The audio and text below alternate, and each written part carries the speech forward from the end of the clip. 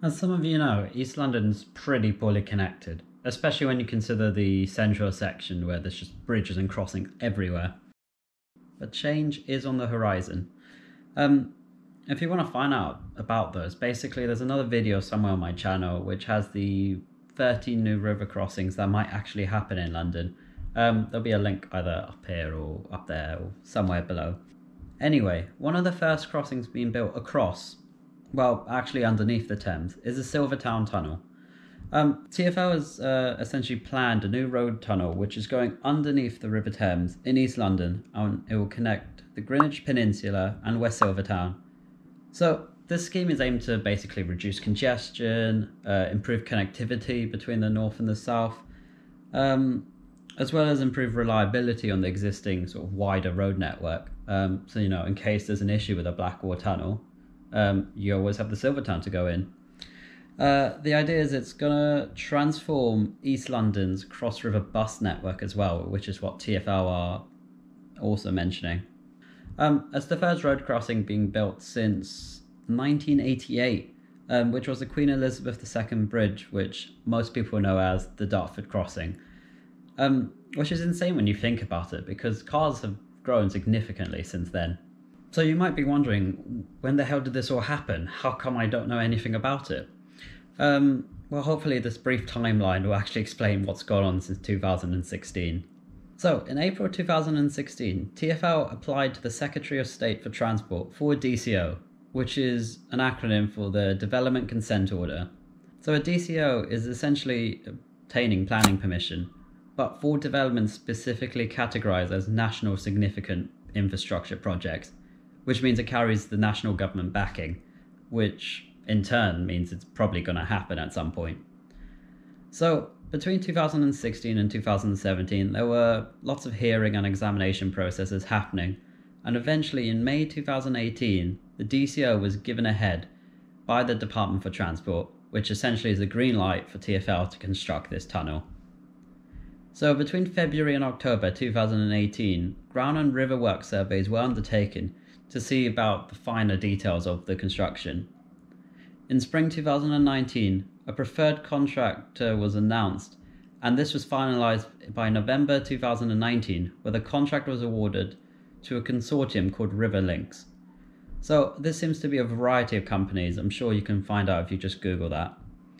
And in 2020, which is the year we're currently in, construction is supposed to begin. But you might be thinking, pandemic's happening, what's actually happened? Well, to be honest, I don't think it's actually clear yet. The project could actually be delayed because of this whole outbreak. Anyway, 5 years on, in 2025, the tunnel is actually planned to open and cars can start using it, which might seem like a long way away, which, yeah, you'd probably be right. So, what are the other facts about this tunnel? Well, firstly, for the road users, it will be a toll charge, so you will have to pay, similar to like the DART charge. It takes your number plate and you just need to pay it, otherwise a fine will come to you. So you might be saying, with another tunnel, another charge for the road users. You'd be correct, to be honest. So TfL are having a huge financial crisis, as I'm sure some of you are aware of, especially with the current pandemic where, 90% of their fares aren't coming in. So they're losing so much money. So as part of the road users actually paying for the toll, it offsets some of those construction costs and the actual running costs that they need to pay.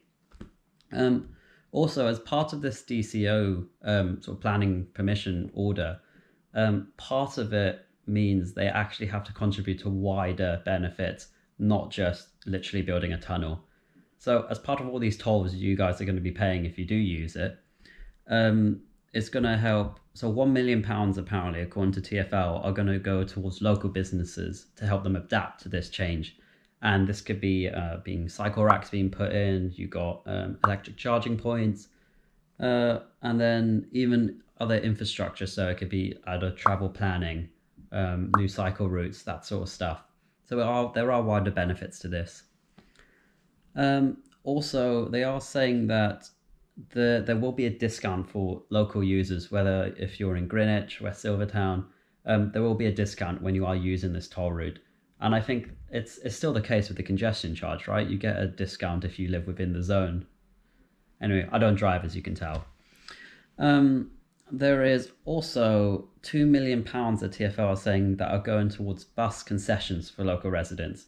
So they want to improve this sort of river connection, cross-river bus network is what they're suggesting. So currently, I remember taking it once. There's a bus that goes underneath the Blackwater Tunnel. So they want to expand that to the Silvertown Tunnel as well. And potentially, if there is an expansion of City Airport, there is that link as well. The tunnel is actually going to be in the ultra-low emission zone in October 2021. So there will be sort of, if you do have a vehicle that doesn't comply with the ULEZ zone, you're going to be paying another charge on top. So, what else can I tell you about this bridge? Well, TfL has actually got themselves quite a good deal with their payment arrangements. So I was reading on an article somewhere. I'm going to see if I can find the link. Basically, TfL aren't actually paying the construction firm, which is that River Links sort of consortium. So TfL don't need to pay anything until the bridge is actually operational and open. So that's going to help TfL, especially with their finances just now. So the design is basically going to be a 1.4 kilometer tunnel. So one tunnel in each direction. And there is going to be a core sort of emergency safe zone where if there is a fire or an accident, for example, people can actually enter that emergency safe zone and be fine from fire. And there'll be sort of a corridor that runs the whole length, I imagine, similar to that of the Channel Tunnel. So what really caught my eye on this project were the drawings, which seem to be drawn up by Atkins, a pretty large consultancy. From what it shows, there will be a Y junction at the southern end when you're heading northbound on the A102, I think it's called. And essentially, you're driving down, it will be 4 lanes from what I can see. And you either decide if you want to go to the Blackwater Tunnel or the Silvertown Tunnel, 2 going in sort of each direction to each tunnel. So this sounds like they're just consolidating all the traffic into one area instead of easing it. But I suppose it is probably one of the only major arterial roads traveling in like a north-south direction, which they can use and utilize to get road traffic in and out. And as I explained in the other video, there aren't that many sort of east-west crossings which seem logical in terms of people using it. But we'll see what happens there.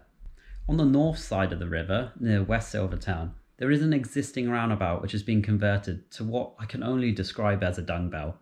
It looks fascinating from the drawing, but I don't know how it will be in practice. So as construction is happening this year, 2020, there is little any of us can do to stop it.